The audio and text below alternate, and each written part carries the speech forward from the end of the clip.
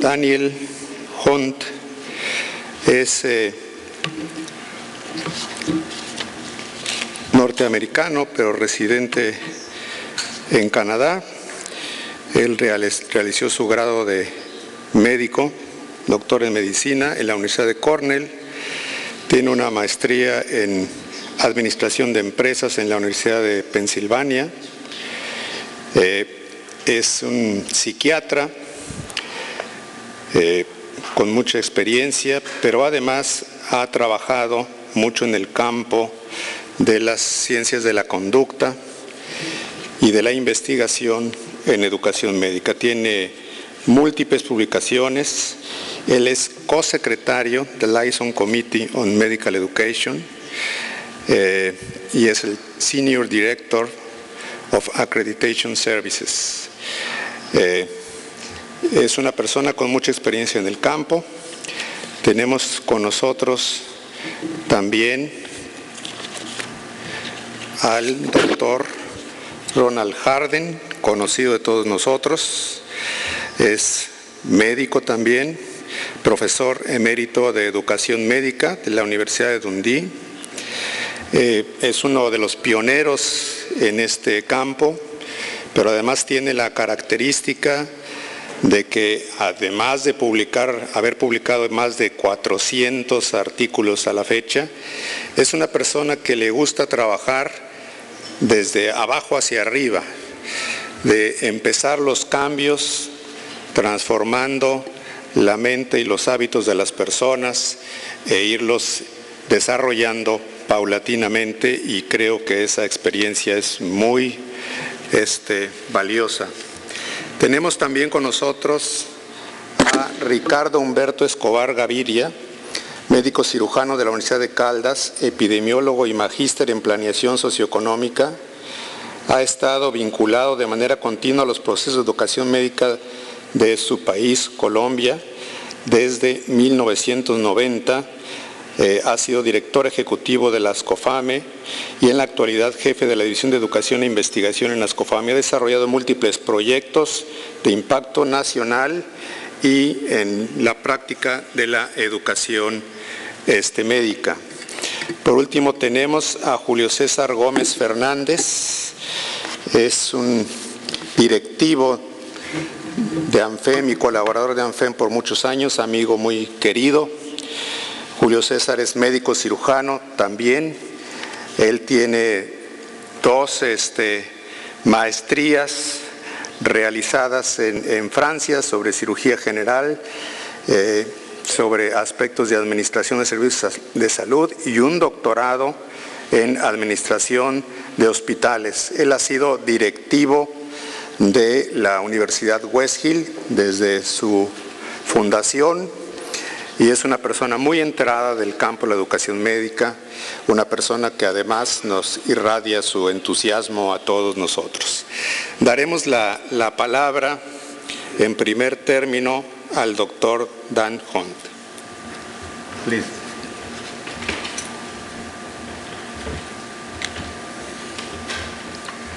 Well, I want to thank you again for the opportunity to be here again with such a distinguished panel and to be with you. I'm particularly pleased to be invited to talk about this topic. I think you know by now I spend my life and world really on accreditation issues. And accreditation, of course, is more than just regulatory and more than just ensuring that the students are being well served and the public is safe. It's really a continuous quality improvement process.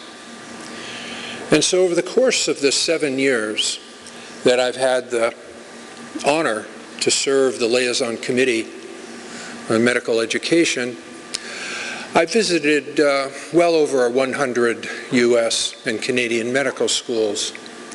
And when you go in as I am an accreditor, you get to ask any question you want, and they have to answer.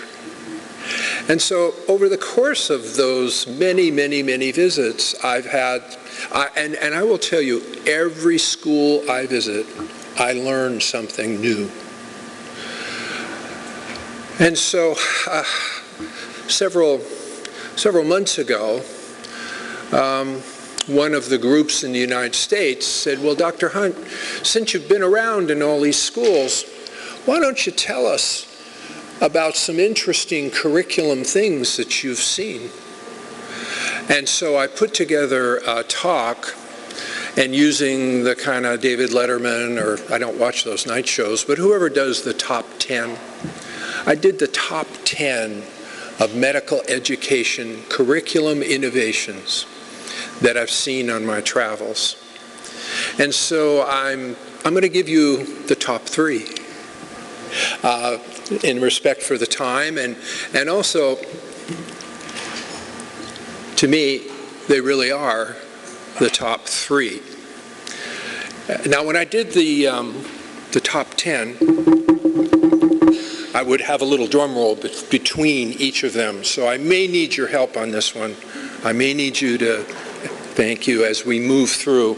But I decided to choose the first 2 based on a quiet revolution that is going on in the United States in innovation of medical education. And I call it quiet because it's not very visible from the surface. It's not a new simulation lab. It's not a new way to do admissions. It's not a new way to instruct, problem-based learning, case-based, flipped classrooms. Those are all really important and very visible. But this is a very quiet revolution that I actually think is more important than all of those things that I've said. And it stems from the accrediting body's demand of the US and Canadian medical schools that they teach the material in an integrated format. This is the standard. It used to be called ED 33, and we've just revised our standards, so we call it 8.1. Doesn't matter. But it is the most important accreditation standard of all 95. Let me just read it to you. A medical school has in place an institutional body, faculty committee, your curriculum committee basically, that oversees medical education program as a whole, has responsibility for overall design management, integration, I'm going to come back to that word, evaluation, enhancement of a coherent and coordinated medical curriculum. Now, when you see the word integrated, it's not just integrating basic sciences and clinical sciences. No, that's not what it is. That's only one small piece of it.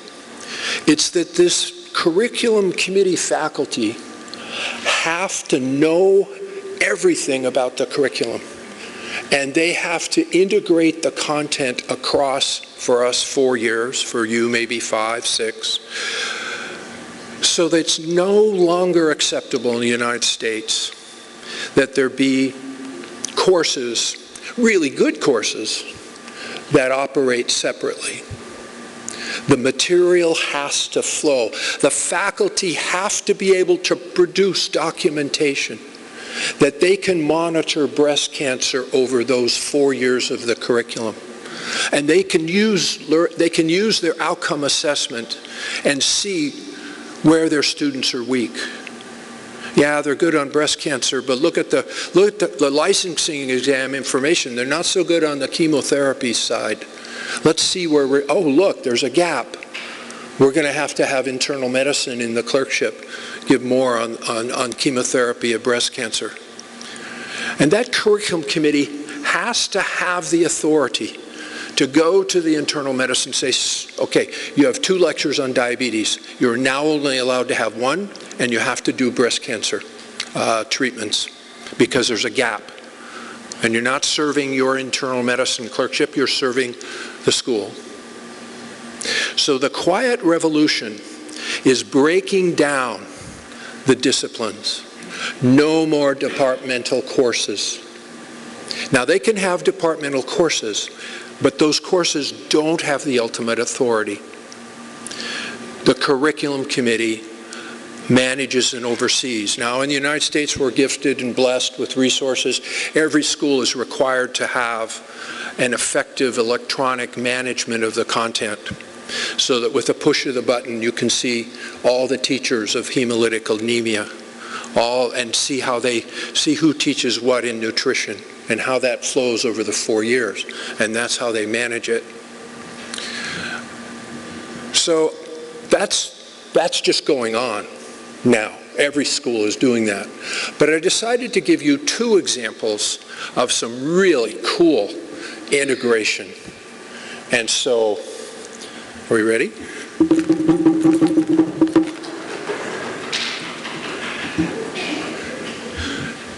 Putting the pieces together the El Paso way. So, right now, I will bet you that this is how your curriculum looks like. You have a really good course here in biochemistry. And right over here, you have a great course in cardiology. Let's do here. This is anatomy. They learn about the mitral valve in the first year. And then in the second year, they learn, or later on in the first year, they learn how fluids flow over surfaces in physiology. And then in the second year down here, they learn about bacteria that's set up on a mitral valve that has a problem. And over here, then about 9 months later, they learn about the type of bacteria that's set up on a deformed mitral valve. And then maybe over here, 6 months later, they learn the pharmacology of a mitral valve prolapse and infection that's going on. That's what curriculum has been. And so the innovation that I like that a new school, Paul Foster School of Medicine, Texas Tech, El Paso, one of the 18 new schools that have come online in the United States in the last 7 years, is they start with what's called the schema. Now, we have to tip our hat to Calgary up in Canada, because they actually came up with this concept and first put it in place probably 10 years ago. But they start, first off, they identify, in Calgary's case, 100 clinical diseases, and we're going to talk about clinical presentations, and we're just going to use the example of sore throat, one of the 100. El Paso, I think, uses 110 because they wanted to make it their own. But they start off with what's called the schema. And the schema is just simply the diagnostic differential thinking that a physician does when she sees somebody presenting with a sore throat. Let's look at the sore throat schema. So somebody presents, "I have a sore throat, doctor," and you go through your questioning.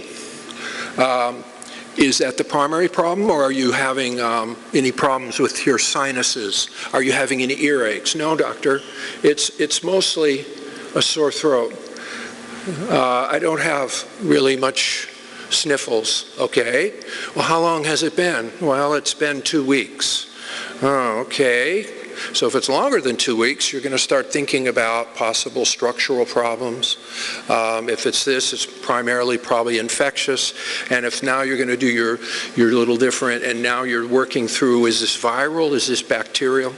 So basically, they design the schema, or the differential diagnosis that you would do on the history taking for each of the 100 clinical presentations. The schema, so keep that in mind. And now, they design the curriculum around the schema. So here we see the 9 of the 12 basic disciplines, basic sciences, that go into understanding the sore throat. And the faculty work intensively together.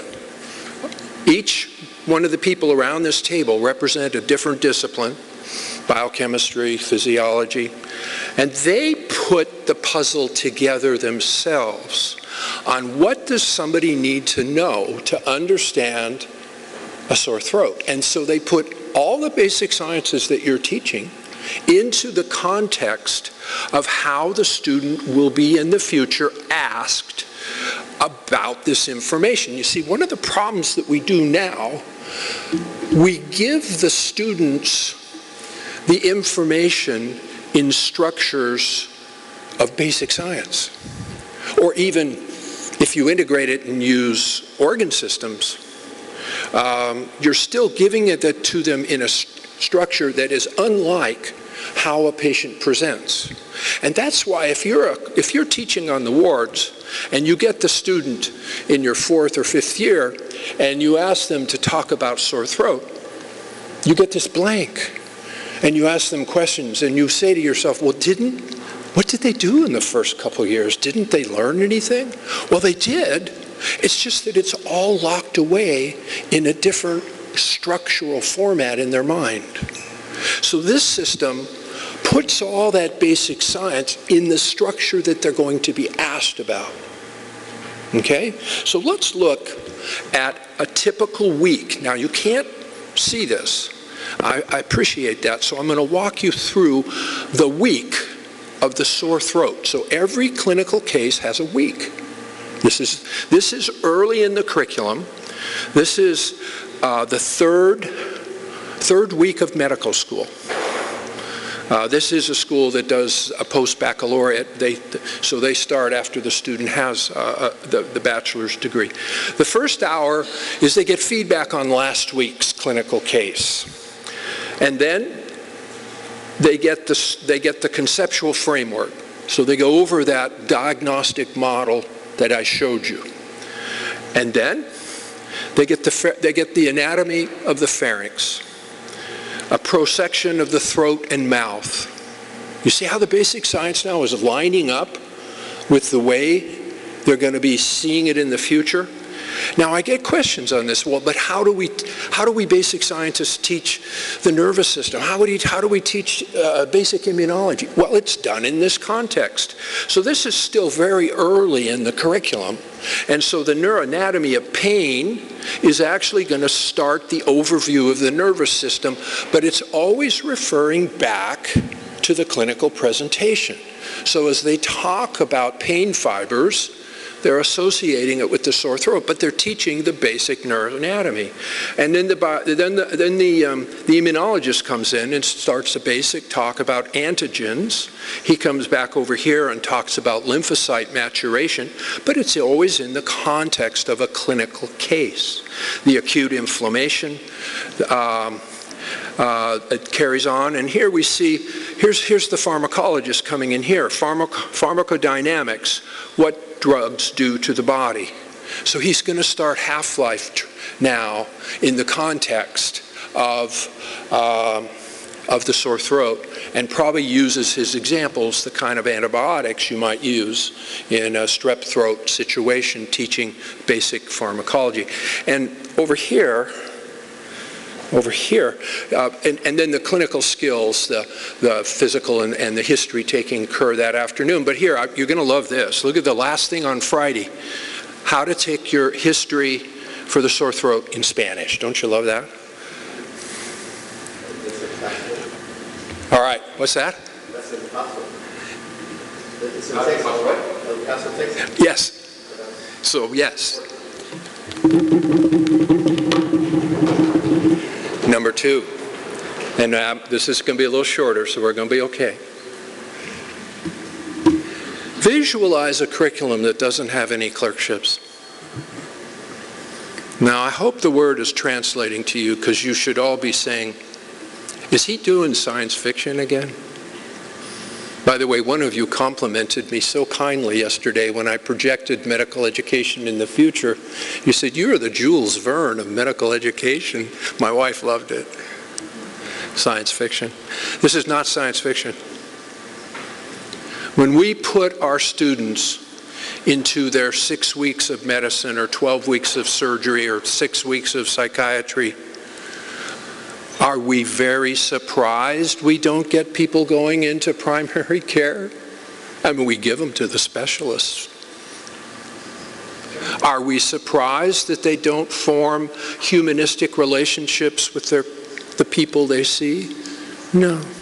When you're only with medicine for 12 weeks or 6 weeks, whatever yours is, You don't get to know your patients. All you see is the presentation of a disease. So I give you the longitudinally integrated clerkship. It's available in Australia, Canada, and the US. I don't know that it's anywhere outside of those 3 countries. There are examples for rural settings and urban settings. You basically, it's not as hard as it sounds, but it's not as simple as I make it. You identify, all your disciplines identify the clinical situations that every student must see, and you must monitor that very closely. You identify the learning objectives that every student must have at the end of their clinical experience. You then put the student into a multidisciplinary type of clinic for a year, and they keep track on a daily basis of the patients they're seeing. The Cambridge system,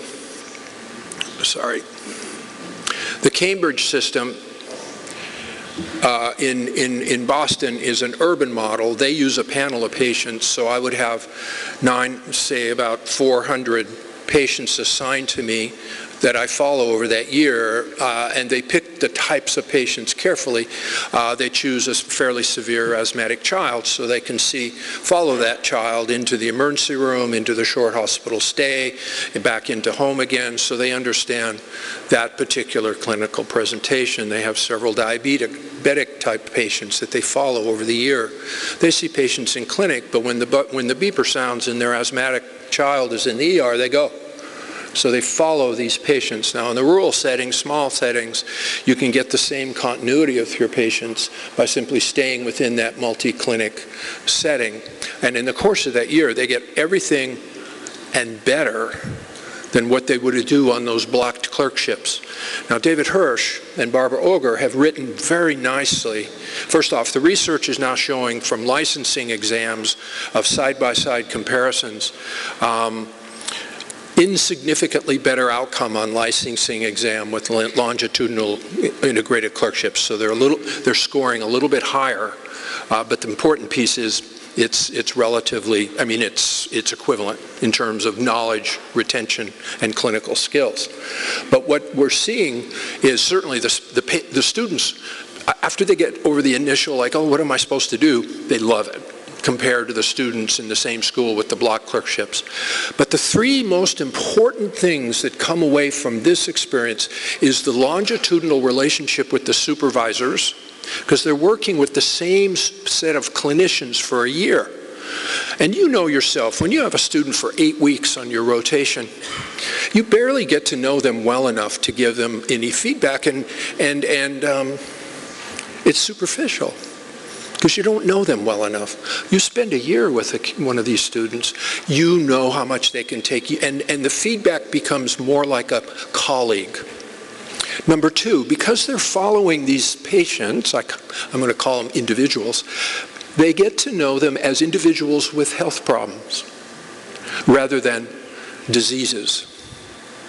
Number 3, because they're working in the same system, the urban hospital in Cambridge or the rural clinic in Yankton, South Dakota, they get to know the system.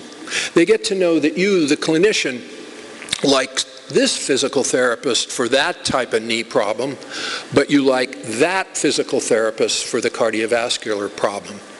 So they get to understand how the system operates, because they're in one place for a year.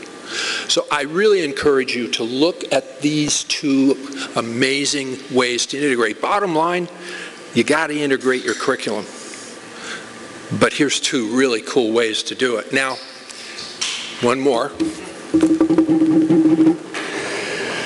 Because those 2 curriculum innovations are very challenging, I was a curriculum dean for 17 years, and I know how, well, let's just say not particularly easy to change my faculty were.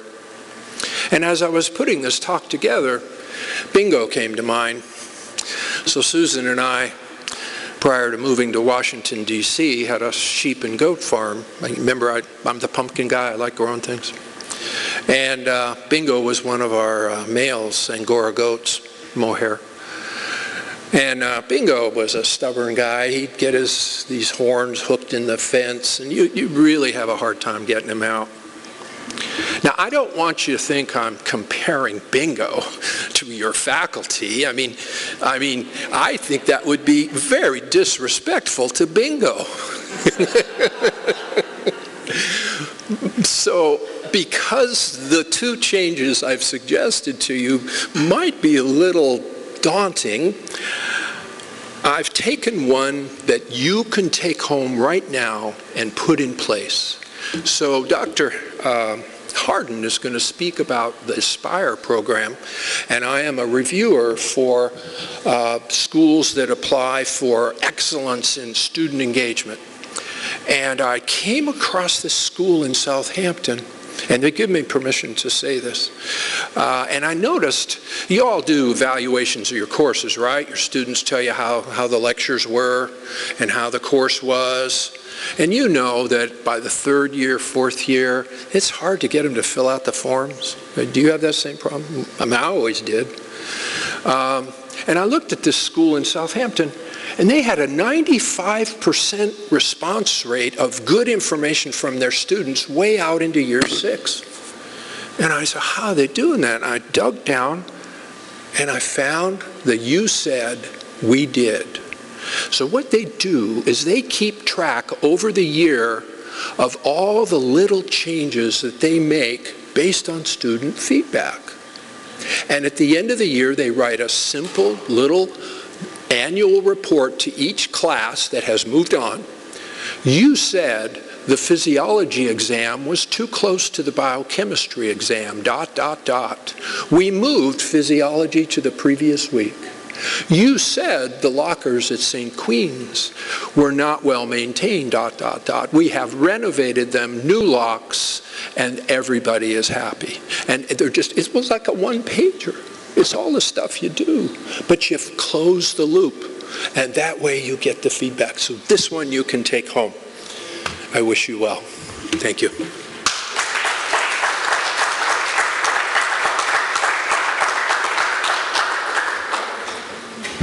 Thank you very much, Dan. And now, Dr. Harden, please come here.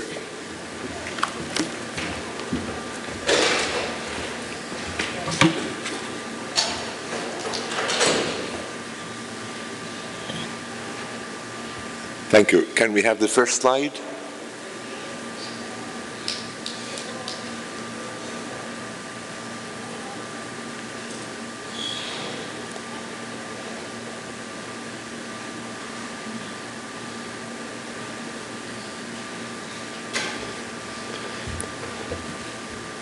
Excellence in medical education. Excellence is very much on today's agenda in all sorts of different fields. And I'd argue that it's on the agenda in medical education that if we want to engage on this exciting journey we've been talking about in the last few days, whether we succeed or not will depend to a large extent on whether we exhibit excellence in medical education. So excellence in medical education is of the greatest importance. In other fields, we've been talking about excellence for a long time. In business, there is, of course, the classic study by Peters and others on excellence in business. What does it mean to be excellent in business? In academia, the Nobel Prizes, physics, chemistry, physiology, whatever, excellence in academia is well recognized, well rewarded. Excellence in athletics. We had the London Olympic Games, gold medals, bronze medals, silver medals, recognizing and rewarding excellence in athletics. More controversially, excellence in art. In the UK, there's this Turner Prize. Rather controversial. Damien Hirst, for example, Mother and Child Divided. Martin Creed, Lights Going On and Off. And more recently, the Turner Prize to Laura Provost. More controversial. Excellence also in dancing, a rather different judgment about excellence. One of my favorite programs is Strictly Dancing.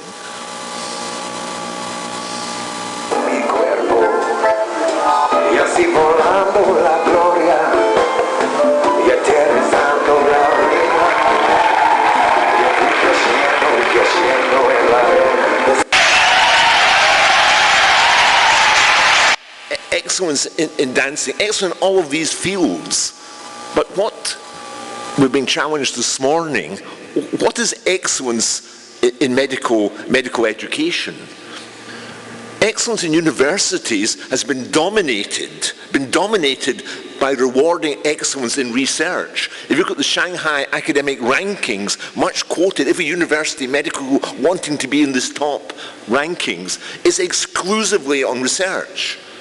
The Times Higher University rankings, while they say that 30% is on teaching, just look at what they say, how they recognize excellence in teaching, a reputational survey, the number of PhD awards, number of undergraduates admitted, the income per undergraduate, the bachelor awards.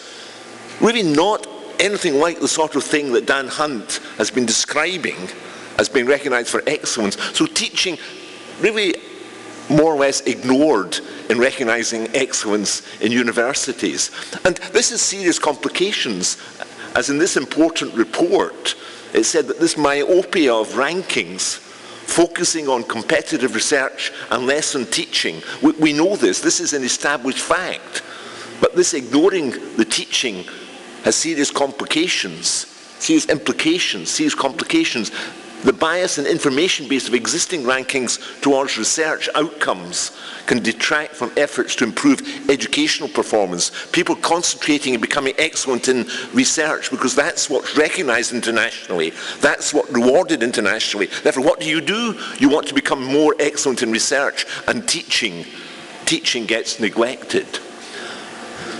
But there is a light at the end of the tunnel. In this book, for example, Skelton says that teaching excellence is now becoming more part of everyday language and the practice of education. It's on the agenda. We're discussing it at this meeting. Teaching excellence is on today's agenda. And if you look at various reports, the ECFMG, they talk about excellence in medical education. Johns Hopkins talk about excellence in education. Excellence in education. Excellence in education in San Diego. So excellence is on the agenda. Schools, universities are saying they're excellent, but what does that mean? And the big challenge is, how do they get internationally recognized for excellence in education? We've seen that they can get recognized for excellence in research, but how do they get recognized for excellence in teaching? And that was the challenge put originally by David Wilkinson from Australia. How can we recognize excellence in teaching? And that was the inspiration behind setting up this international body, this international innovation, the Aspire initiative, that looked at teaching alongside research. It didn't say that research is not important. Of course research is important, but we need to recognize teaching alongside research as a mission of a medical school. That world-class excellence in education in schools recognized against an agreed set of standards or benchmarks. We wrote an article, David Wilkinson and myself, in Medical Teacher, arguing this case, the need to recognize excellence in education. And an international board was set up to establish, first of all, was it possible to create criteria for excellence in teaching? That was one of the criticisms why it never happened. It wasn't possible to do. So the first challenge of the board, and you can see many of the members are here, Manobi Kazamatos, Pablo is here, Dan Hunt, others are here, Stefan Lindgren in the audience today. Leading experts around the world set up this challenge. Could we do it? And the conclusion was yes, we can establish criteria to recognize excellence. And in the first instance, we're looking now at adding to this, and any suggestions would be helpful. In the first instance, we looked at excellence in 3 areas. Can you recognize a school for excellence in assessment of students? Can you recognize a school for excellence in social accountability as a mission of the school? A more forward-looking concept. And a topic that's come up again at this meeting several times, can you recognise excellence in student engagement? So schools could be put forward for recognition of excellence in 1, 2 or 3 of these areas. Just a quick word about each of the 3 areas. Recognised for excellence in assessment. This was felt because major developments, I put up here the programme for the last 2 Ottawa conferences, were some of the exciting developments, a very important aspect of a medical school's initiatives. How do they assess their students? And some of the developments in this field were recognised at the Ottawa conference. So recognition of excellence in assessment, and the criteria were developed by a panel, charged a panel, again, some of the people at this meeting, part of this international panel. These are the criteria on which we will judge excellence in assessment. So it was possible. We did a pilot study. We proved that these were reasonable criteria. We did a pilot study, and then it was implemented, and schools were asked to apply. And here are the first 3 schools. They were presented at the AMEE meeting in Prague last year that were recognised for excellence in assessment internationally. So these, if you want to see an excellent example of assessment internationally, these are 3 schools you might want to visit or correspond with. In the US, Southern Illinois, the Aga Khan in Pakistan, the University of Leeds in the UK. And in the second area, social responsibility, there's a lot been written about this. The World Federation, other bodies have set up documents on social responsibility. Jim Rourke, who's the chairman of the Deans in Canada, suggested this was an important area. And again, we set up a panel under his chairmanship that established the criteria. And yes, it was possible to look at the criteria. If you want to see these criteria, which are now being accepted, these criteria, as examples of best practice in each of these areas. So these criteria that we've set up, and you can look at it on the website, are examples of what's best practice. And you can see, again, the international representation on this group. And these are the schools that have been recognised so far for responsibility. Again, the University of Southern Illinois, in Canada, the Northern Ontario School of Medicine, in UK, Hull York, Memorial in Canada, and the University of New Mexico, Albuquerque in the US. So these are the schools where, if you want to see examples of excellence in social accountability, to correspond or to visit. And the final one, the third area that we looked at, was this notion of recognition of excellence in student engagement, because there are all sorts of these stakeholders who are taking part in education, and it was felt the students increasingly are recognised not just as consumers of education, but as partners in the education process. And we looked at this, and again here you can see the international panel. It was chaired by Professor Khalid bin Abdul Rahman from Saudi Arabia, and you can see the other members. Again, some are here. Dan Hunt played a very active part in this panel. Madalena Patricio, who's here, was on this panel. And these are the schools, again, that were awarded excellence for student engagement. Southern Illinois is the only school that got awards in all 3 areas. Again, Aga Khan, Maribor in Slovenia, IMU in Malaysia, Western Australia in Australia, Minho in Portugal, and Southampton. So really truly international categories, and these are the schools if you want to see student engagement in action. So this is an exciting journey we have ahead of us in medical education. And for this to succeed, not to end in some misfortunes or disaster, I think we need to look much more at excellence in education. But it isn't sufficient to have this on our agenda to say we want excellence. I showed at the beginning all these schools that say we're excellent in education. It's easy to say our institute or our body is excellent in education. The challenge is, how do we get it formally assessed and recognised? There are plenty of means to get basic accreditation. ECMD, World Federation have done marvellous jobs in recognising basic accreditation, minimum standards. But how do we get recognition for excellence in education? And that's, I think, where the SPIRE initiative comes in. The deadline for the next round, a slight plug, is the 14th of December. There's a leaflet out on the AMEE stand. If you want a brief note more about it in these categories, it's on the AMEE stand just as you come into this area.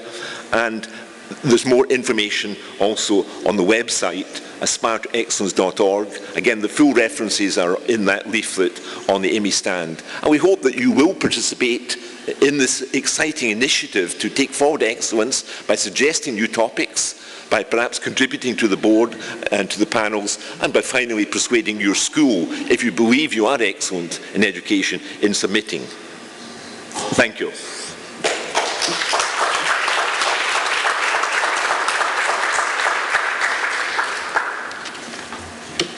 Thank you very much, Dr. Harden.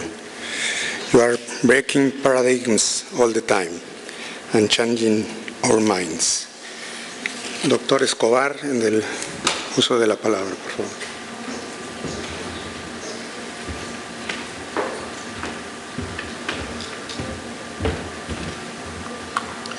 Buenos días. Nuevamente muchas gracias por la invitación y que sea la oportunidad para agradecerles a los organizadores y a todos los anfitriones, colegas, amigos mexicanos, por su acogida tan especial durante estos días. Realmente creo que quisiera felicitarlos por el trabajo tan excelente que han hecho. Bueno, con respecto a este tema, pues afortunadamente los doctores Hunt y Harden ya han avanzado.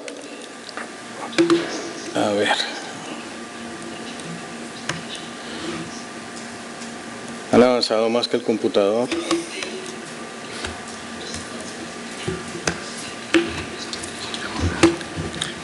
Aquí y con el botón izquierdo del mouse.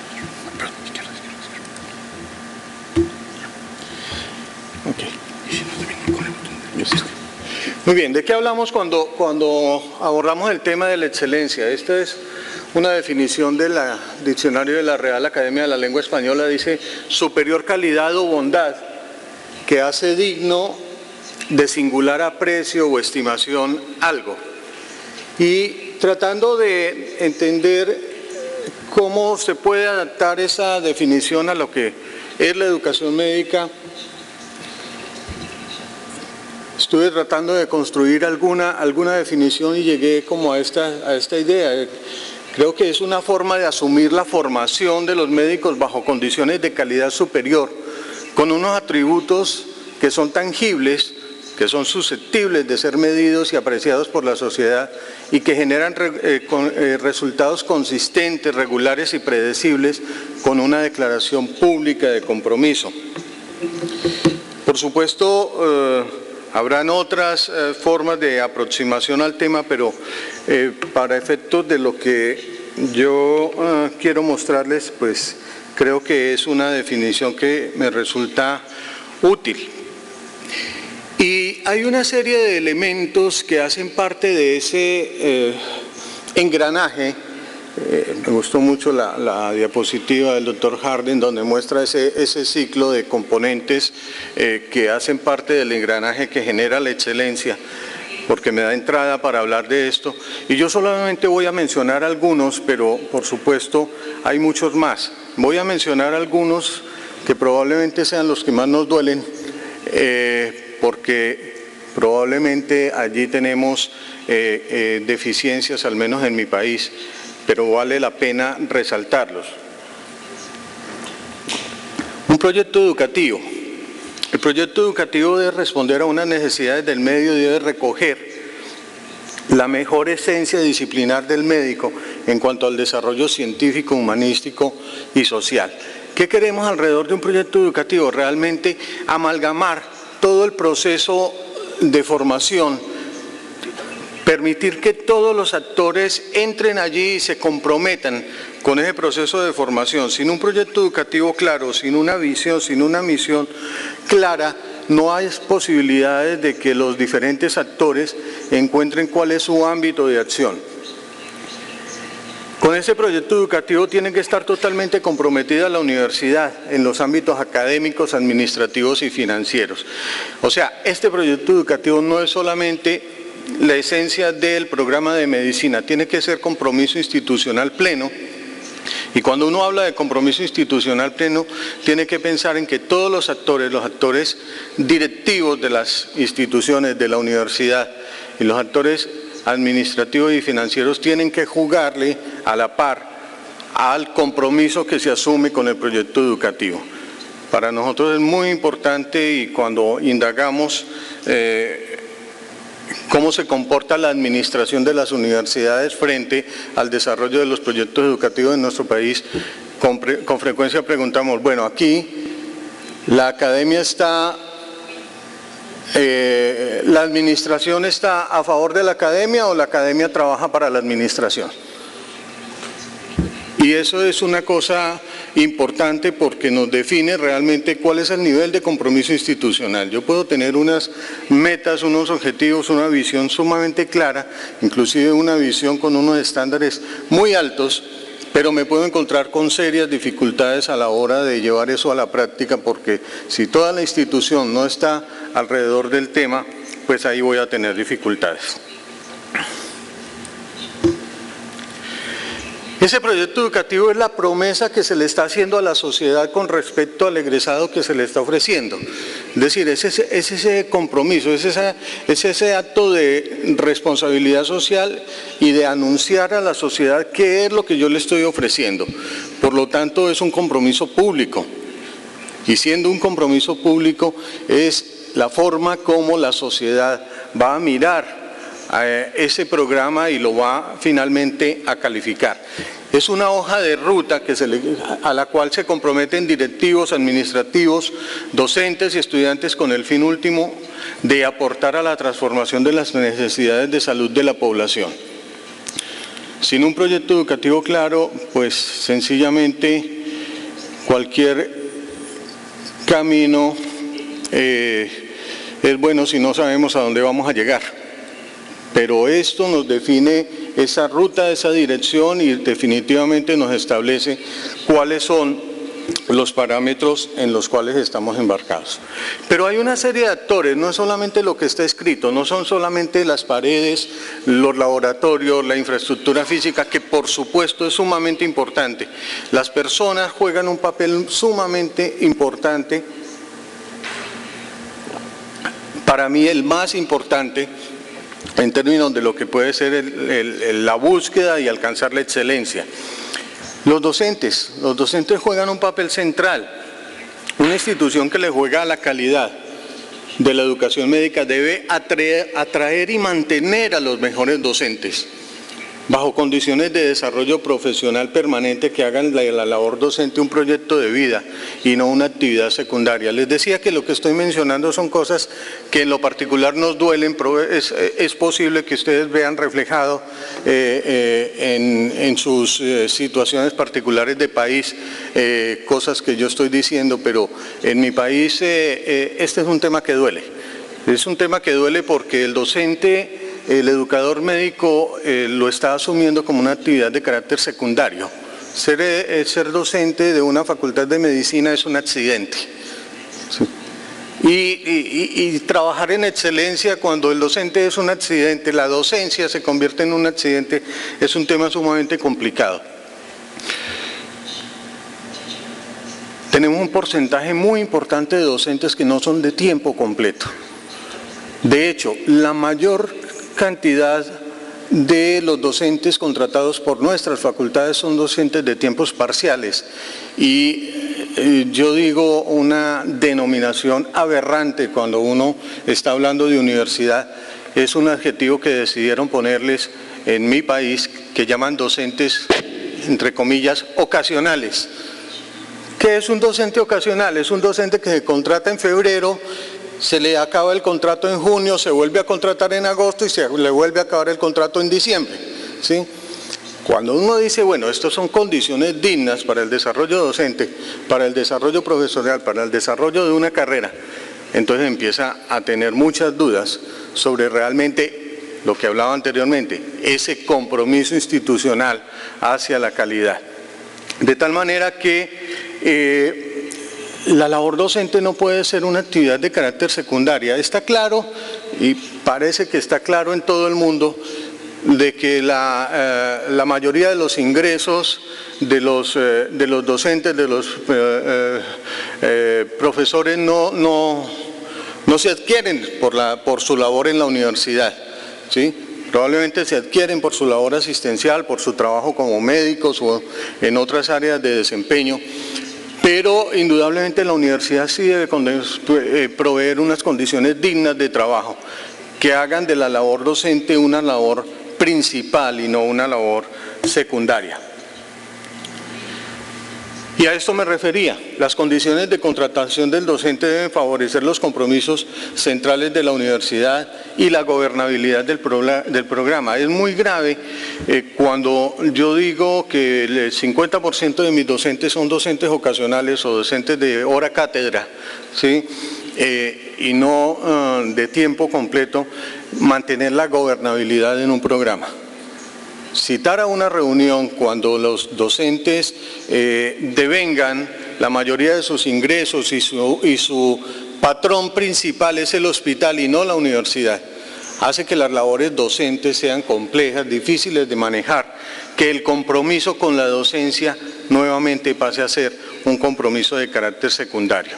Entonces, estos son factores que una institución que quiere trabajar en pro de la excelencia tiene que controlar, porque si no, no lo va a lograr, no se va a acercar.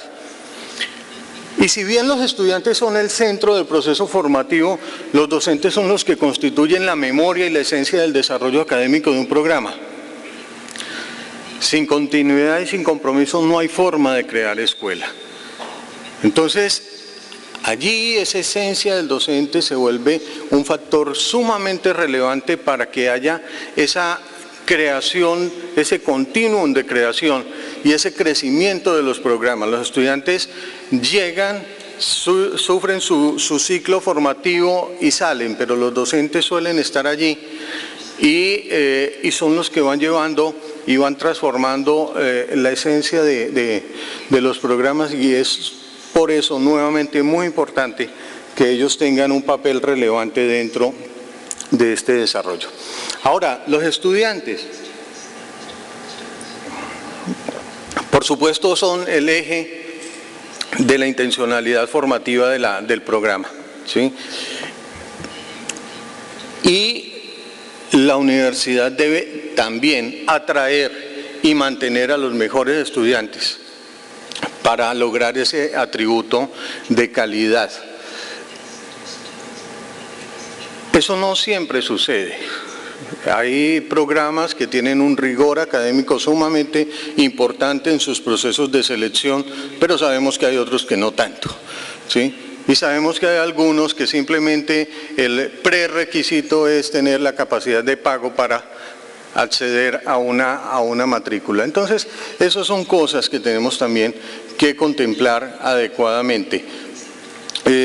Y el proceso de selección se vuelve sumamente importante para disminuir las posibilidades de que los estudiantes deserten a mitad del camino o que sean estudiantes mediocres, que sean estudiantes que no van a tener las capacidades suficientes para adelantar un proceso formativo como debe hacer bajo unas adecuadas condiciones académicas.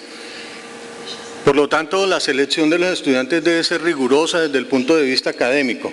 Mantener bajos criterios de elegibilidad solo estimula la mortalidad y la deserción académica y la posterior deserción. Y en el peor de los casos, que es lo que no debería llegar a suceder, que graduemos profesionales mediocres, que graduemos profesionales que no van a responder a las necesidades de la sociedad. Entonces, hay que ser muy juiciosos con este tema de la selección. Por otra parte, mantener a los mejores implica igualmente acompañarlos, no solamente en el proceso formativo, sino atender vicisitudes de orden personal, familiar que puedan tener y otras que puedan tener de todo orden, necesidades adaptativas, sociales, económicas. Es muy importante que los estudiantes encuentren un ambiente que responda a a ese proceso de transformación que están viviendo en nuestro país, supongo que acá también, nos llegan muchachitos sumamente jóvenes, ¿sí?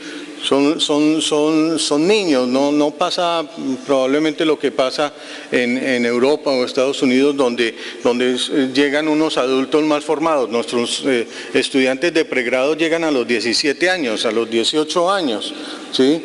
Entonces están en un proceso de relativa inmadurez emocional.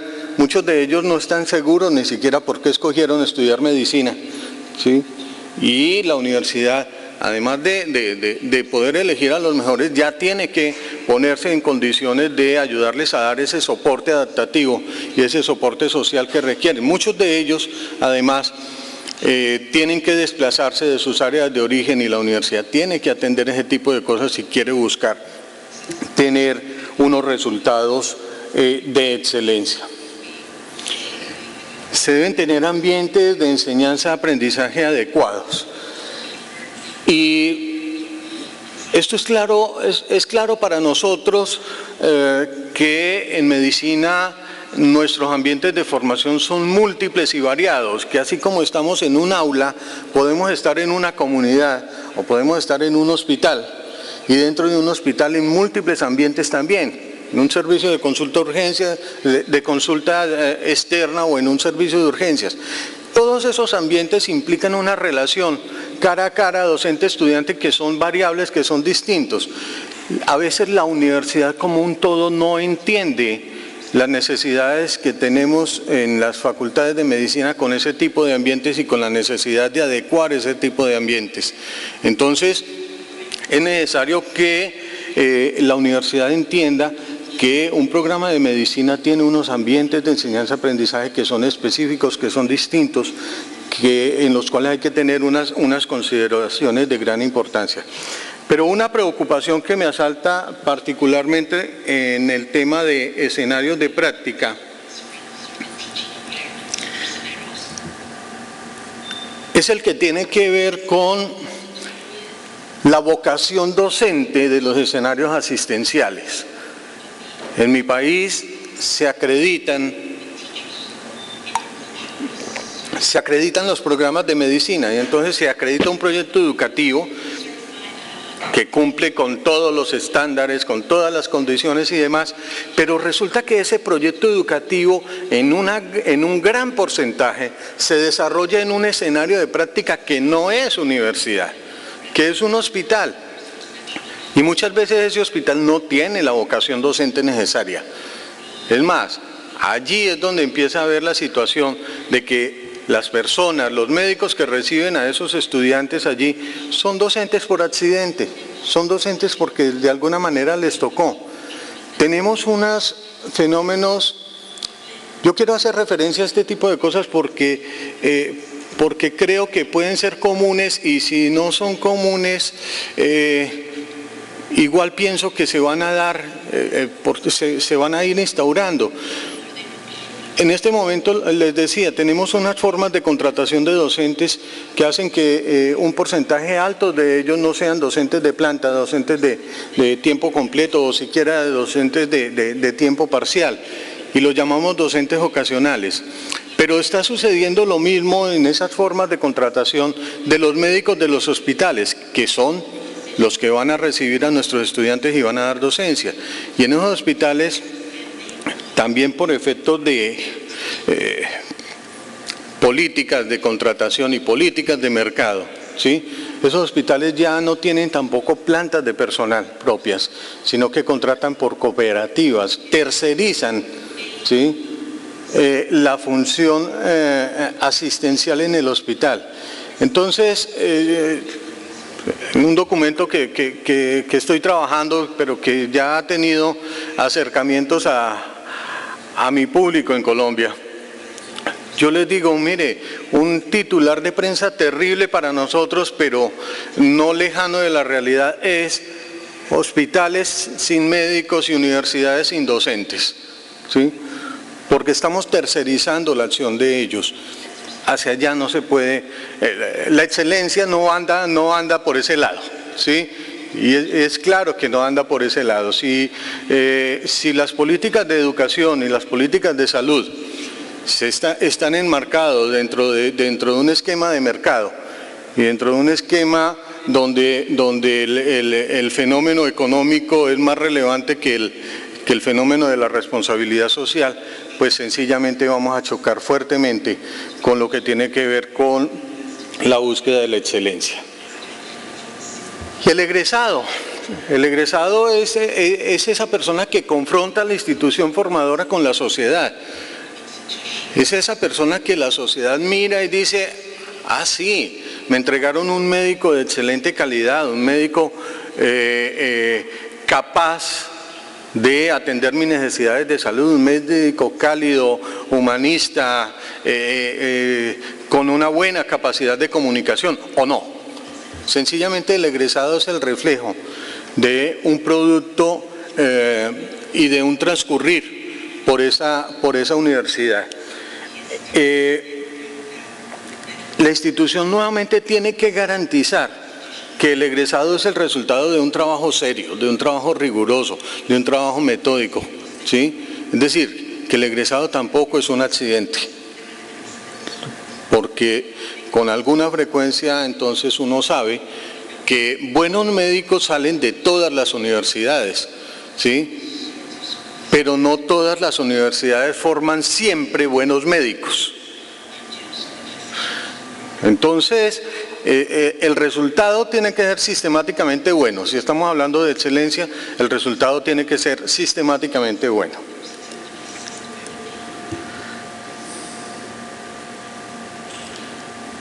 Ya se ha dicho, hay un continuum, el egresado no tiene por qué cortar el cordón umbilical con la universidad tiene responsabilidades con el egresado y los programas de desarrollo profesional permanente hacen parte entonces de ese continuum de la excelencia y el egresado tiene que ser permeado por esas características. En resumen, y puede parecer simplista, pero a la hora de hacerlo con seguridad no es simple, ¿sí? Se trata de hacerlo mejor, con lo mejor y con los mejores, en las mejores condiciones para lograr los mejores resultados. Muchas gracias.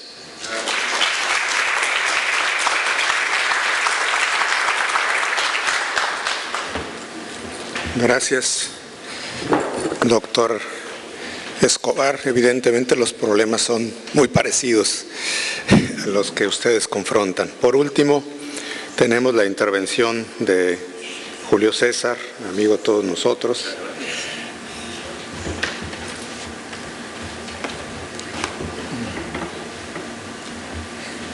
Good morning.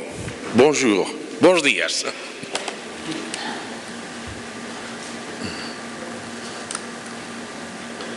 Si me ayudan colocando el... Muy buenos días.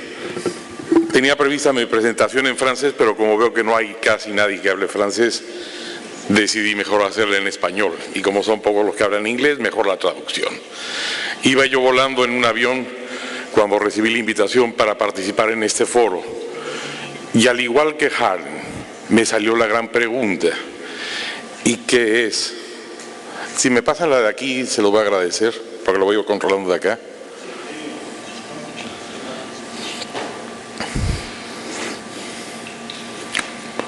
Un momento, por favor.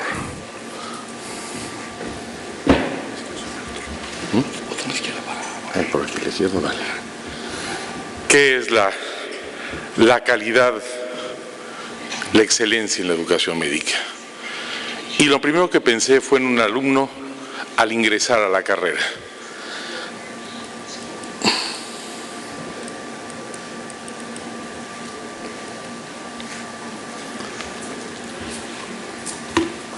¿No me pueden conectar mi computadora? Sí.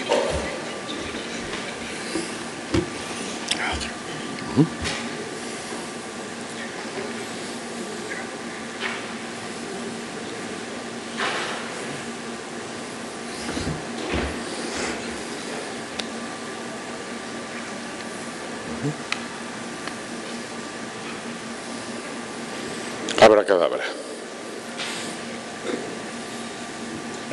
Quiero ver la presentación. Ya, con la presentación, ya.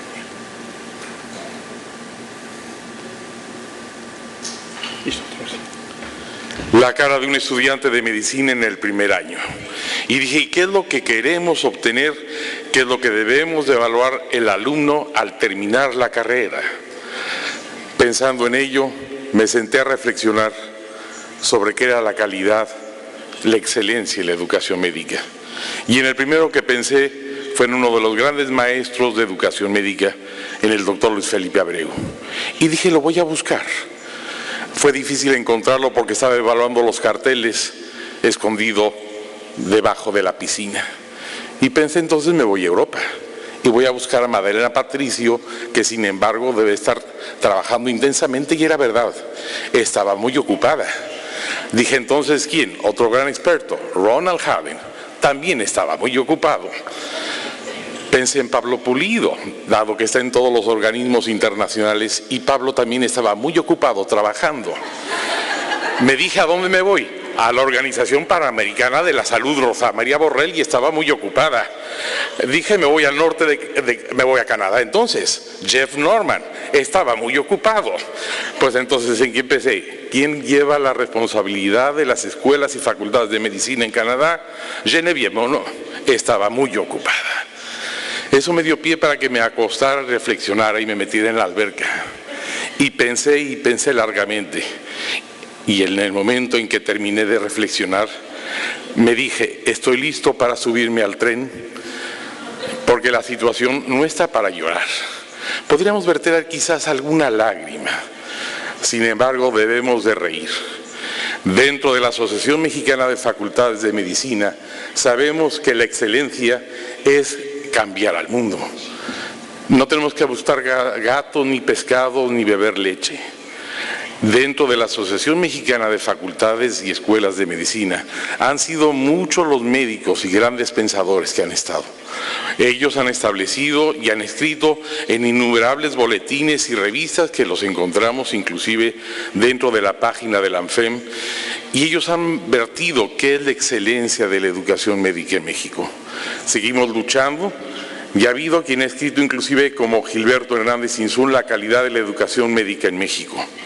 Uno de los grandes avances que se ha dado y que ha sido de forma colegiada ha sido justamente el obtener el perfil por competencias del médico general mexicano. Actualmente 90 escuelas conformamos la Asociación Mexicana de Facultades y Escuelas de Medicina, y estamos todos luchando por poner el perfil que se trabajó de manera conjunta, es decir, no fue solamente una persona, una institución educativa particular o pública, sino que todos en conjunto durante mucho tiempo trabajamos por ello. De igual forma, se ha trabajado y tenemos una sección académica, y está presentado recientemente el año pasado el perfil por competencias del profesor, del docente mexicano. Hemos creado foros específicos, como ha sido el primer Congreso Internacional de Educación Médica, el segundo Congreso Internacional de Educación Médica, el tercero y el actual en el que estamos. Y hemos conformado cuerpos académicos que están dando sus primeros frutos. Estamos buscando que evaluar tanto el contexto interno como el contexto interno dentro de esta sección. Se está evaluando todos los problemas tanto de salud, la sociedad del conocimiento y los retos de la educación superior que se tiene a nivel del siglo XXI desde el punto de vista filosófico, epistemológico, sociológico, pedagógico y metodológico. Hay una propuesta metodológica para el diseño y rediseño curricular, que como ayer lo decía el doctor Ricardo León, empieza desde la formación y la actualización, el análisis de la fuente del currículo, la construcción del perfil de desempeño, el análisis de este currículo, el diseño y rediseño curricular, su implementación y la evaluación y seguimiento. Es decir, hay todo un modelo estratégico de trabajo de parte de nuestra asociación. No sé si ya vieron el periódico, no salimos muy bien generosos en la foto que salió en el periódico de este trabajo, pero en cada una de las secciones que conforman la AMFEM se está trabajando intensamente. Es decir, si estamos buscando la excelencia desde distintos ángulos y desde distintos puntos de vista para tener un mejor panorama, y sabemos que estamos en el banco indicado en busca de ese objetivo. Muchas gracias.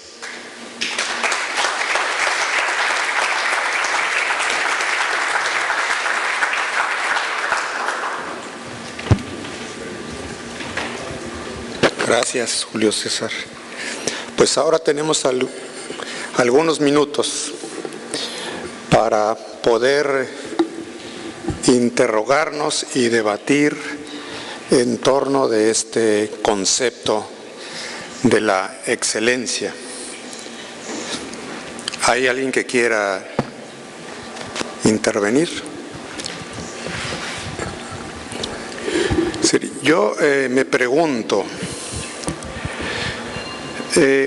obviamente que la excelencia, como decía el doctor Harden, requiere algún sistema de comparación, pero generalmente los sistemas de comparación los estructuramos en la parte más bien establecida, en la parte más dura del proceso, sobre todo la acreditación en los insumos, en características de los profesores, los estudiantes, infraestructura, productividad científica, etc. Y la parte dinámica, esta parte del cambio constante a la frontera, la ignoramos o la dejamos en un segundo punto. Yo quisiera preguntarles si, además del engagement de los alumnos, no habría que ver el engagement de los profesores o el engagement de los líderes de una institución como los principales actores. Y luego, lo que él decía, cómo se involucra. Es decir, a veces obviamos la cuestión de la investigación, pero en nuestros países no la podemos obviar. O sea, si la institución tiene buenos niveles de investigación, tiene buenos niveles de enseñanza y buena vinculación con su región, con su comunidad, pues lo que dijo Dan sería muy cierto, es un problema de coordinación. Pero cuando esto no ocurre, entonces tendríamos que desarrollar acciones de mejoramiento de la investigación, de mejoramiento incesante de la docencia y de mejoramiento incesante de la vinculación con la sociedad. En nuestras escuelas pasa mucho esto, que nos ponemos a reproducir conocimiento y no se hace investigación de buen nivel. O tampoco se está desplegando las capacidades educativas, o no nos estamos vinculando con las comunidades que necesitan el conocimiento. De tal manera que el gran problema que yo veo en la excelencia es cómo evaluar la parte dinámica y viva. Y yo dejaría esta pregunta a los integrantes de la mesa.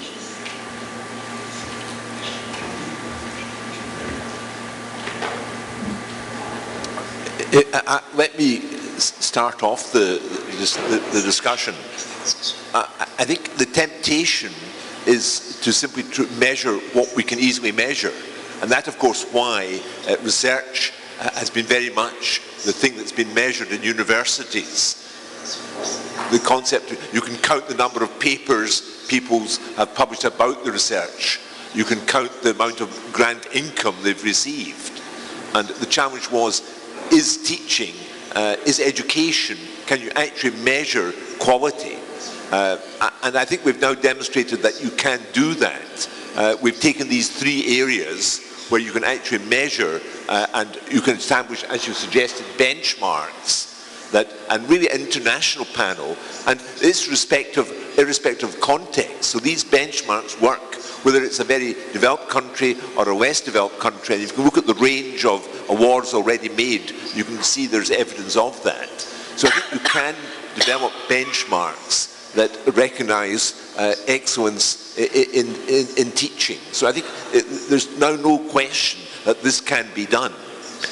Which topics? Well, we chose, the Aspire board chose not to give an overall award for excellence in education because it was felt that would be too difficult to establish benchmarks for overall excellence. And indeed, some schools, as we've demonstrated, may be excellent in some areas and not others.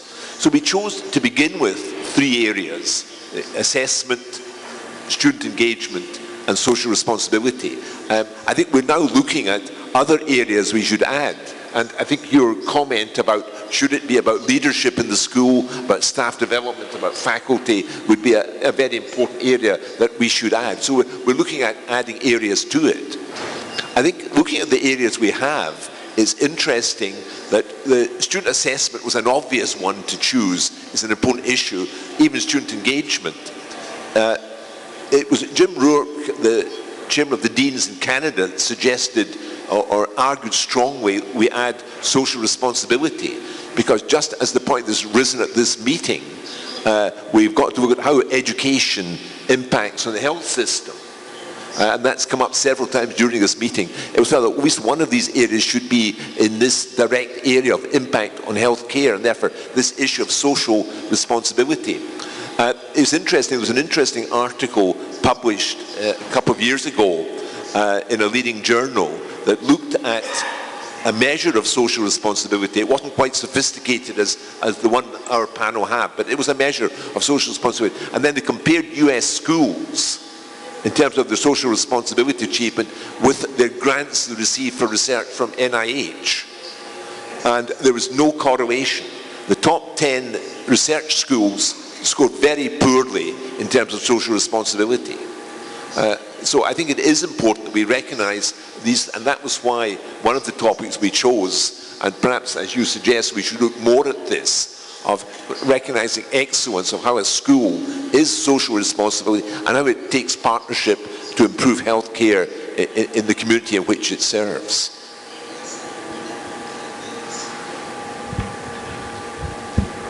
As I look at the presentation today, as I think about, well then how do we know it makes a difference, and how do we measure excellence? It comes to mind that the accreditation process, where I spend my world,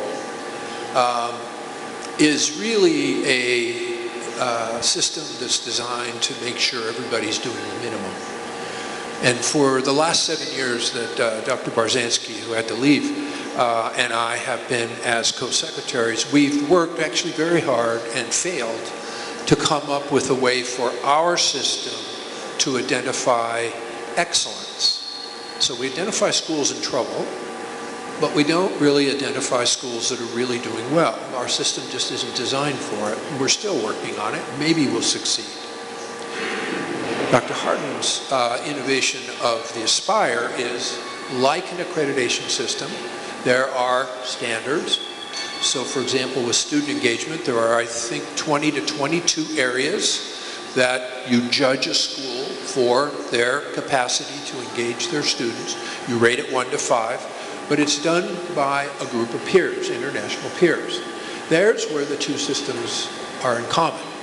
And so peer review, consensus of people who are trained in the benchmarks and then have time to argue and debate. No, I think it's a 4. No, I think it's a 3. Okay, let's make it 3.5. Okay. So peer review, I think, is an under-recognized way of judging excellence outside of these types of accreditation. And I think even if you don't have an accreditation system in your region or your country, setting up teams of people to go into your school and then your school and just give you feedback from a peer point of view, I think is underutilized, but something we should see as one of our ways of working in this system. Sí, considero que una de las cosas que son fundamentales, es una de las tareas que están pendientes, lo sabemos perfectamente bien, para todo lo que es Panamérica y Latinoamérica, es el proceso de acreditación. En México lo hemos vivido indistintamente, lo sabemos todos nosotros, ¿no? Existen los instrumentos que se deben de seguir trabajando, es una de las áreas que está trabajando actualmente muy directamente la AMFEM, junto con el organismo acreditador mexicano que es el COMAEM, para verificar esos estándares. Es decir, tenemos que unificar criterios, porque ahí hemos detectado ciertas áreas de debilidad dentro del instrumento para ser homogéneo. Y la gran tarea que nos queda es la acreditación de índole latinoamericano y la acreditación internacional.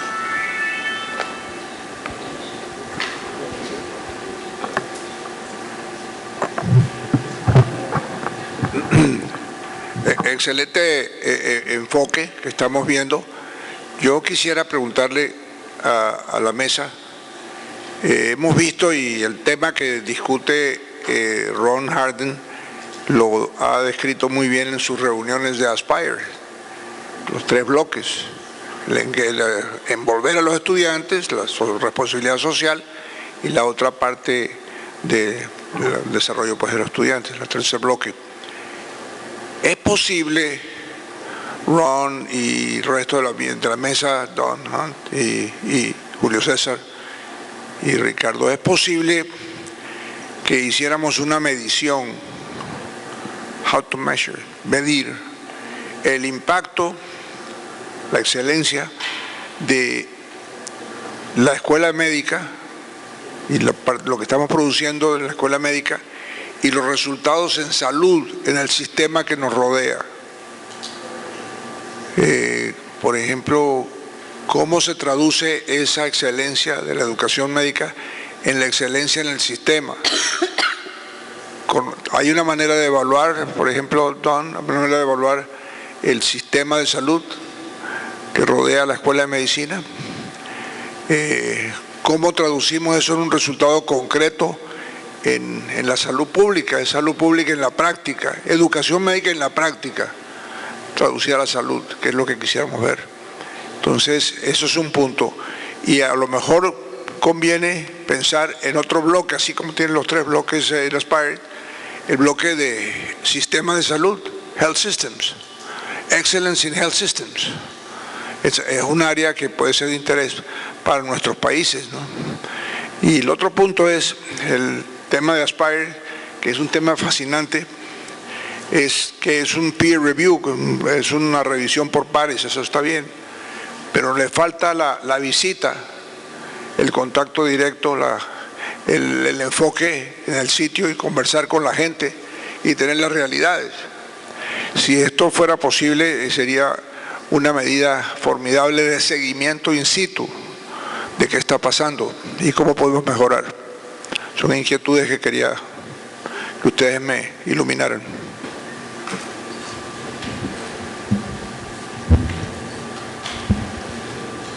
Thank you for very insightful comments, as what we would expect. I think it's certainly an area we should look at is to what extent our university education programs, the medical schools programs influencing the healthcare. And if one's looking at the Kilpatrick evaluation criteria, I suppose that is the 4th level of evaluation of what we're doing. Does it impact on the healthcare in the community? And I think we should continue to look at that in terms of the Aspire. I think in the shorter term, I think there's some shorter term outcomes that we can be looking at, such as the learning outcomes, and that's what I'm going to be talking a little bit about in this end presentation, that if the school has learning outcomes that are appropriate, if they have the sort of integrated clerkships that Dan Hunt mentioned that are appropriate, then I think it's more likely that they'll be able to influence the community. But these are measuring the outcomes at the 2nd, 3rd level. So I think we do need to, as you suggest, look at these more advanced levels and look at ultimately what happens to the healthcare in the community.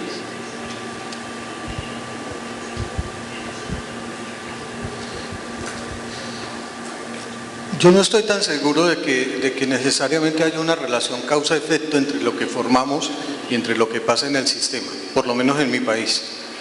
Nosotros tenemos unos esquemas de formación que creemos que son adecuados. Creemos que estamos formando un buen médico. Pero cuando ese médico se enfrenta al sistema, un sistema predefinido con una serie de recetas claramente establecidas, nuestro médico se encuentra con un sistema donde le dicen: y usted no puede hacer ni esto, ni esto, ni esto, y remita, ¿sí?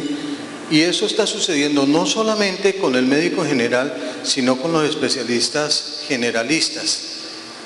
Y ha caído fuertemente la capacidad resolutiva de nuestros médicos, ¿sí? No sé qué tanto pueda estar sucediendo en otras partes de Latinoamérica, pero no me extrañaría que estuvieran sucediendo cosas similares. Nosotros en este momento,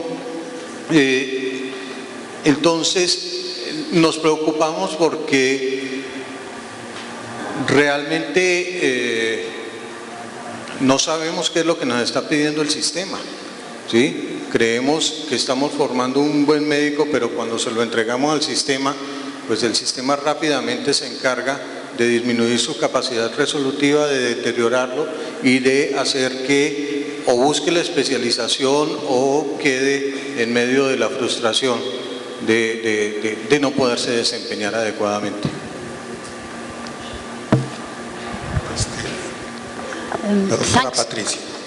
Thanks very much for the exciting panel. I was wondering that, as we all agree, we need excellency and we need that move. When looking at, for instance, at the accreditation according to the standards of World Federation that are based in 9 areas, okay, mission, objectives, staff, and so on, should we ask in that accreditation of basic standards evidence from the schools that they have plans for moving to improvement? So, can we add, when we are accrediting a school, and we are just checking if the minimum requirements are there, should we add another area where school should demonstrate that at least they are trying to improve 1, 2 areas, I don't know. So, are we accepting that a school that is fulfilling all basic requirements is not trying to achieve more? So can we introduce, or this is just a stupid idea, or does it make sense that we, in accreditation basic criteria, we should look for initiatives to improve what matters, standard development, curriculum, and so on? Thank you. I think there are two very interesting elements to your question. First, is these measures of excellence, like the Aspire initiative, can it lead to improvement in education? And I think we're already seeing that. I was interested that one of the schools who applied, it was the Vice Dean, persuaded the school to apply, and the Vice Dean thought that the school was not excellent, but it was one of the schools I'd identified. I didn't actually show the slide. In the brochures and all the literature on the website, it says we are excellent in medical education. And the Vice Dean thought, well, we're not excellent in how we do the assessment. And they persuaded the Dean to apply. The Dean thought, sure, we'll apply. And they applied, and then it was demonstrated the areas in the feedback, the areas where they didn't actually get the award and they were not excellent. And the Vice Dean then used this as a method of improving the school. So I think it is, that wasn't initially the purpose of this Aspire, but it can be, and several schools are using it as a method of judging their performance against criteria set by these international panels and then improving. So I think that's one point. But the second point you raise is really what is excellence? And we've had this discussion in the panel. Is excellence simply doing better at a higher level what you do for the minimum accreditation? If you take the WFME standards, is it excellence just doing these all at a better level? And of course, that is part of the process. And it's a requirement that all schools who apply for Aspire have got the minimum accreditation. And doing these better is fine. But I think the panels have defined, if you look at the criteria, it's more than that. Being excellent is more than just doing better in minimum standards. It's doing innovation in the area. It's creating new experience in the area. An excellent school in assessment as Dan Hunt mentioned, Southampton, is showing the way forward in new approaches in their curriculum.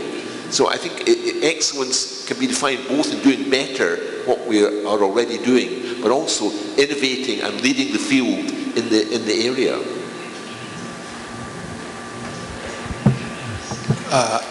In an earlier talk, I spoke about the types of standards that are available around the world for accreditation. And Stefan Lundgren spoke about the World Federation of Medical Education. So the WFME standards that are on the website, I actually prefer using those when I'm working outside of my own country because A, they're relatively culture free, but more importantly is they have built into them an aspirational component. So every element has two concepts. One would be the basic minimum. To be accredited, you need to at least have X. There's about 90 standards. But with each of those, they have another category within that same element of the aspirational. To be excellent, they don't use that word, I forget the exact word, but to be better than just basic, they give you information about what that would be for all 95 elements. So I like working with those standards when I'm working in a country, so we can at least everybody work on having basics, but for schools that, but it points the way to, in each of those areas, how you could be better.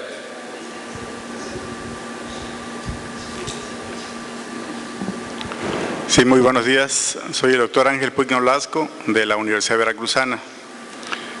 Primeramente, pues quiero felicitar al panel porque creo que tocaron puntos muy importantes que se tienen que tomar en cuenta, ¿no? Pero al mismo tiempo me causa inquietud, ¿no? El pensar de, ya comentaron, ¿qué es la excelencia? ¿Excelencia para quiénes? ¿Será que habrá diferencias entre, por ejemplo, nanotecnología y las comunidades que nosotros estamos trabajando? ¿Sí? Si decimos que el 85% de nuestra población requiere atención primaria, el 12% requiere secundaria, estamos hablando de un 97% de gente que requiere atención ya, ¿sí? Entonces, tal vez el 3% que tenemos es la que requiere alta especialidad, ¿no? Se habla de equipos de tomografías. ¿Será que la tomografía llegue, para dar una atención de excelencia, llegue a las comunidades rurales? No tienen oportunidad de ello. Ahora, por otro lado, para hablar de una escuela de excelencia, requerimos tener estudiantes de excelencia, docentes de excelencia, infraestructura de excelencia, planes de estudios de excelencia, ¿sí? Donde el alumno sea formador y algo muy importante, que sea un transformador social, ¿sí? Y por el otro lado es medir el impacto, si realmente el egresado que tenemos nosotros impacta como excelente trabajando en los hospitales o en las comunidades. ¿Se ha evaluado eso? Y la otra, ¿se ha evaluado la calidad de la atención a la población general? Nosotros evaluamos que el médico, ¿verdad?, en los hospitales es un excelente, pero no vemos a veces, tal vez sea técnicamente en conocimientos y en habilidades, pero en actitudes no. ¿Sí? Entonces, si nosotros queremos que nuestras escuelas tengan los estándares mínimos de calidad, que estén acreditados, ¿por qué no se exige también que los hospitales sean acreditados? Pero una acreditación efectiva, pues, ¿sí? Para que ahora sí, digamos, se une el círculo aquí. Porque si no, estamos, yo creo que trabajando parcializados, y ese sueño guajiro que vamos a tener va a ser una utopía de todo el tiempo hablar de excelencia. ¿Sí? Gracias.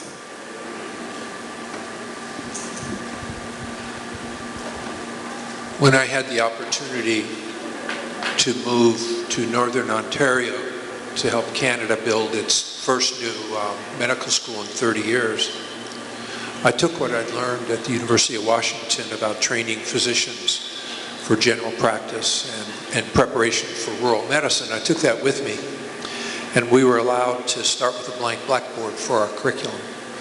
And so I chose today the two models of integration specifically because, first, that's components of that we implemented in our new medical school, whose mission was to prepare physicians for rural, underserved communities. In Northern Ontario, I can't tell you, it's truly underserved, certainly by North American standards.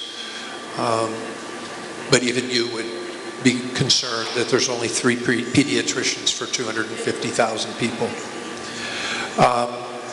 So these types of integrated curriculum not only, I believe, are educationally sound, but if you think about it, the students are rarely interacting with specialists. Their instructors are generalists, and they're embedded for that year of clerkships into a rural environment where they learn the skills of how to survive in less resourced areas where there are no specialists. They learn how to do that. And I'm pleased to say that the first graduating class, over 65% went into family medicine, which is the only primary care discipline in Canada. Now, I was also reassured one student went into orthopedic surgery, which said we weren't just focusing on rural, underserved. But that pattern of these students, and they're now beginning to locate in small communities. So within these curriculum designs, you can foster the capacity to know how to work in these underserved areas and have the interest in going there. Thank you. Thank you for your question. I think you raised 3 really very important issues. I think the first, do the criteria we're talking for excellence take into account the social or different contexts or different situations? And I think we've certainly tried to do that. And I think that was one of the challenges. And I think we've demonstrated in the pilot studies that that is the case. If you look at the social responsibility, it does very much take into account the different contexts in which the schools operate, even the issue of assessment. So I think we've tried in the context to have criteria that apply and can be adapted for use in different contexts. I think the second issue you raised is the range of topics that might be included. And I think you gave a whole list of ones that we should think of: excellence in medical schools, excellence in the teachers, and of course the teachers are important. In fact, we ran yesterday and the day before here a workshop on how do you measure excellence of teachers. And so I think these are all areas that one could add to the list of topics. And at the board meeting in Milan, we're actually looking at, and we'll include some of the areas you've suggested, areas that we might expand beyond the 3 we've got. The third question you raise is an interesting issue, and people may have different answers. Would you expect all schools, certainly all schools should have minimum standards and be accredited, and that's what accreditation is about. All schools, I would argue, should be excellent, but excellent in how many areas? I mean, is medical education so specialized that some schools will be excellent in terms of assessment, that they will specialize in advancing the subject of assessment particularly, or student engagement, or staff development, or interprofessional education, or whatever? Or do you expect every school to become excellent to achieve these criteria in all of the areas? And I think it's an interesting dilemma. We discussed this yesterday. Do we expect all teachers to become excellent in all of their tasks, whether it's running small groups, giving lectures, developing resource material, doing assessment, and so on? So I think it's a challenge for us to think about, do we expect schools to become excellent in all of the areas? And it's interesting, so far, only one school has put forward for all of the areas. Most schools said, we judge ourselves to be excellent in this area, but maybe not in the other areas. So it's an interesting discussion in terms of excellence. All schools should have minimum criteria and reach standards in all of the areas, but should it be more specialization? Should some schools in Mexico become the centres for excellence in one area, other schools become excellence in interprofessional education, staff development, or whatever? It's an interesting challenge you raise. Yo creo también, Ángel, que lo que estamos haciendo en las escuelas y facultades de medicina en busca de esa excelencia es justamente el autoevaluarnos nosotros, es decir, el ver cuáles son mis fortalezas, mis debilidades, mis áreas de oportunidad, mis amenazas. Más que estar esperando y estamos actuando también para que se cambie lo que es el sistema de salud. Lo hemos vivido, por ejemplo, lo que estaba sucediendo con el servicio social, que seguimos luchando porque esto se cambie. Es decir, el cambio tiene que venir del interior hacia el exterior, porque si nosotros estamos esperando que el sector salud cambie a la par de nosotros, nos vamos a quedar relegados. Estamos cambiando, sí, y hemos dado pasos muy grandes, ¿no? Y creo que lo mejor que podemos hacer, uno, estamos capacitando a nuestros profesores en conjunto, no de forma aislada. Estamos trabajando en conjunto y creo que el sumar el uno con los otros es lo mejor que podemos hacer para buscar esa excelencia que nos comentas.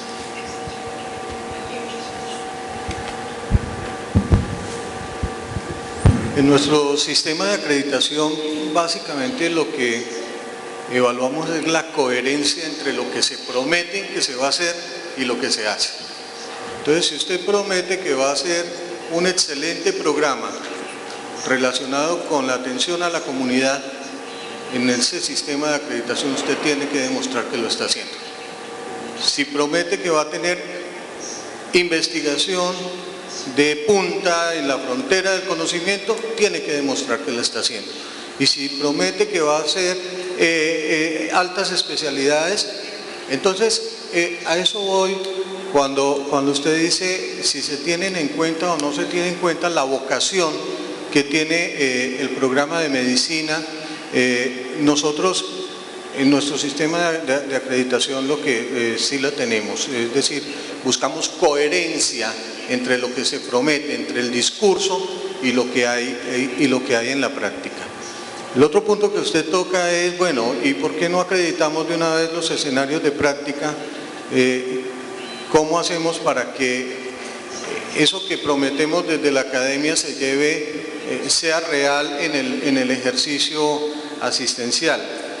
Nosotros lo estamos haciendo también, pero tenemos unas serias discrepancias, es una dicotomía entre lo que es el sistema educativo y el sistema de prestación de servicios de salud, ¿sí? Entre las necesidades de un sistema educativo que tiene unas características y un sistema de aseguramiento en salud que está pidiendo que el médico produzca como si fuera parte de un sistema, de una línea de producción en serie, ¿sí? Entonces, donde los esquemas educación, prestación de servicios eventualmente no confluyen de manera consistente. En este momento estamos en una discusión muy importante sobre el tema de hospital universitario y la acreditación de los hospitales universitarios. Y nos encontramos con discursos que tienen un doble sentido. Entonces el Ministerio de Salud puede decir, hombre, sí, vamos a acreditar hospitales universitarios, pero no se olviden que la presencia del estudiante nunca debe afectar la labor nunca debe afectar la salud del paciente. Eso es clarísimo, ¿sí? Pero eso establece una dicotomía funcional en el hospital universitario. El hospital universitario se debe en iguales condiciones al estudiante y al paciente, ¿sí? Y allí no es una misión agregada de servicios, de docencia y de investigación, es una misión única donde confluyen las tres cosas, ¿sí? Pero eventualmente los mensajes resultan contradictorios, ¿sí? Y es hacia allá donde tenemos, si queremos construir un sistema de formación médica de excelencia, donde tenemos que trabajar muy juntos con la parte de salud para que no haya ese tipo de doble discurso y de incoherencias que hacen que tengamos problemas. Yo quisiera recordar una anécdota del doctor Joaquín Cravioto. Al doctor Joaquín Cravioto, que era un gran investigador a nivel internacional, master teacher de la Academia Internacional de Pediatría, estuvo en el Karolinska, le decían los alumnos, no hay dinero para investigación. no tenemos recursos, estamos en condiciones paupérrimas. Y él decía, ¿tendrá que me preste un lápiz y una hoja de papel? Sí, maestro, aquí tiene. Bueno, tenga, inicie con esto su investigación porque yo empecé igual. Él fue capaz, con pruebas de papel y lápiz, con una cinta métrica, con una báscula, iniciar sus estudios sobre nutrición infantil, ponía juguetes complejos y juguetes sencillos y cronometraba cuánto tiempo el desnutrido se dedicaba uno a otro y cómo cambiaba el desnutrido de un juguete complejo a uno simple, y llegó a demostrar la influencia que tenía sobre el desarrollo del sistema nervioso la nutrición, y era un experto internacionalmente reconocido, es decir, no necesariamente estamos anclados a los recursos, aunque nunca sobran. Por eso nos llevaría a preguntarnos ¿qué medimos en la excelencia? ¿La creatividad? ¿La capacidad de sobreponerse a las carencias? ¿O simplemente la presencia de los estándares mínimos para cerrar los llamados degree mills, ¿no?, las fábricas de grados? Pero eso es un nivel muy primario, porque el problema no son los que no tienen eso, que debieran ser clausurados. El problema son, yo siempre lo he dicho, los que sí tienen elementos. ¿Qué hacen con ellos? ¿Cómo los utilizan? Y ese es otro nivel, es evaluar algo dinámico, evaluar fronteras, pero fronteras que no existen de manera determinada, sino el que está en la excelencia va construyendo fronteras, nuevos abordajes, cómo evaluar la parte viva, dinámica. Y creo que a estas alturas ya requerimos crear un nuevo sistema de evaluación que incluya estándares mínimos de primera generación, estándares de procesos de desarrollo y de evolución de las escuelas, para dar un nuevo dinamismo y no quedarnos en el checklist de los mínimos, porque realmente hay buenas escuelas también, o pequeñas escuelas con muy buenos esfuerzos, y deberíamos también dar un premio por lo que los matemáticos llaman el delta, el incremento. Una escuela que estaba muy mal hizo un esfuerzo tremebundo, no está entre las teen tops, pero mejoró muchísimo. Debería ser reconocido ese esfuerzo de esa comunidad. Es decir, tenemos que crear un sistema también diverso de recompensas, de dar señales correctas a nuestras escuelas. Y yo recuerdo mucho esta idea de Paulo Bush, el experto brasileño, que decía: Fiocruz, el Instituto Osvaldo Cruz, es un centro de inteligencia en salud. Ahí se generan propuestas, ideas para mejorar el sistema de salud nacional. Las escuelas de medicina deben ser centros de inteligencia en salud, en todas las áreas.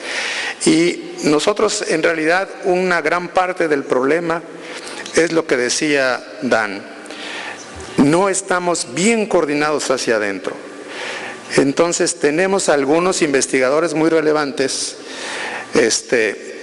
preocupados por la biomolécula, pero que no se conectan con el resto. Tenemos de otro lado servicios de salud, ayunos de conocimiento, y no nos preocupamos por llevar el conocimiento. Es decir, tenemos los elementos, pero descoordinados. Creo que se debería generar una iniciativa de excelencia, que el cuerpo de calidad debería, de la AMFEM, generar una iniciativa de excelencia, pero no para distinguir con un premio a los super, sino para estimular a todos, incluso al que tiene un nivel desfavorable, pero que está luchando por mejorar. También reconocer los esfuerzos, porque ese probablemente está nadando contra la corriente y tiene que hacer un esfuerzo supremo para avanzar, y también hay que reconocer esos esfuerzos. Nos quedan 2 minutos más, si alguien quiere hacer una pregunta o algún comentario.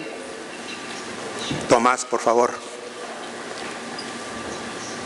No, yo quisiera felicitar al panel y preguntarles, nosotros como seres humanos y parte de la creación, reconocemos a Darwin como uno de los científicos que nos mostró que estamos en constante evolución. Y lo que hoy consideramos excelente ya no será excelente en 1 año o 2 años o 3 años. Entonces la pregunta es, ¿cómo piensan ustedes como expertos en excelencia que se debe plantear el concepto de excelencia contrastado con la diversidad que se vive, que es el comentario también que hacía el doctor Abreu, sobre las condiciones particulares que hay que ir resolviendo de acuerdo a los lugares donde esa escuela de medicina está ubicada? ¿Qué deberíamos decirle a esas escuelas que deberían preparar para poder asumir ese rol de excelencia y alcanzarlo?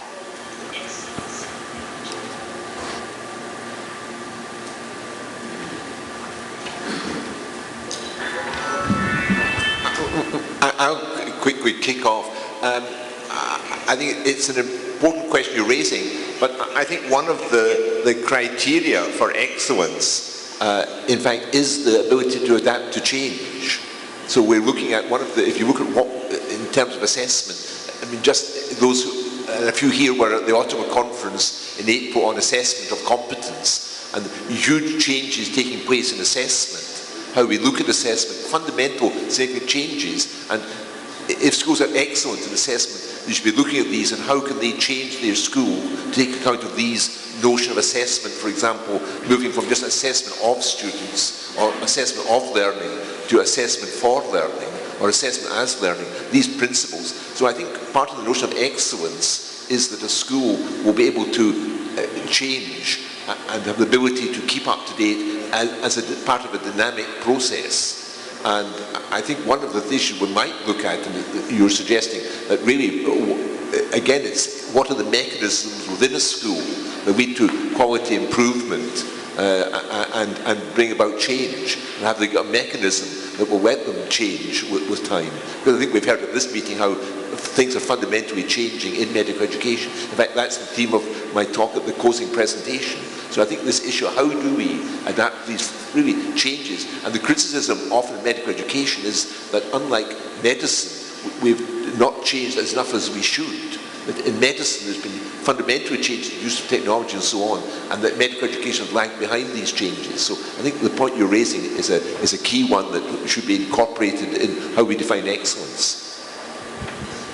I just think it's wonderfully ironic that the last question makes me realize that I gave the wrong talk. I'm going to redefine excellence from a personal point of view. Don't believe anything we said. Trust no one. Believe nothing. Question everything. Continue to question and continue to learn. Continue trying to make a difference. Maybe that's excellence. Yo te diría lo que la segunda diapositiva, que es la excelencia. Y segundo, que no hay escuelas pequeñas, que están quizás en condiciones diferentes, que son como el dedo de una mano, que debemos estar juntos y trabajar en conjunto para lograr nuestro objetivo.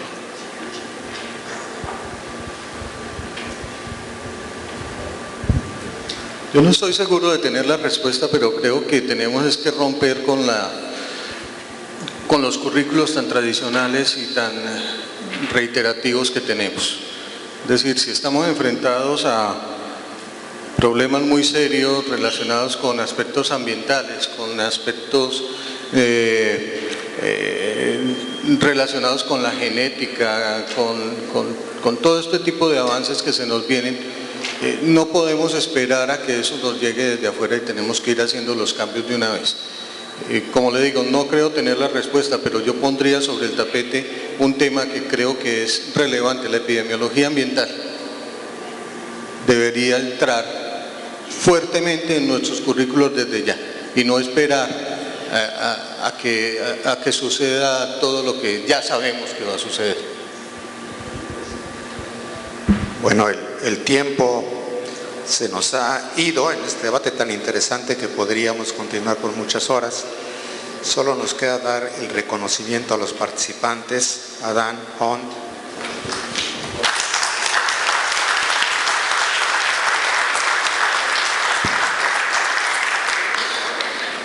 Doctor Ronald Harden, thank you very much.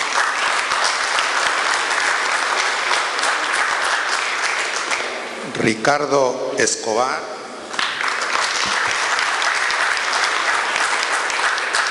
Julio César Gómez-Fernández. Muchas gracias.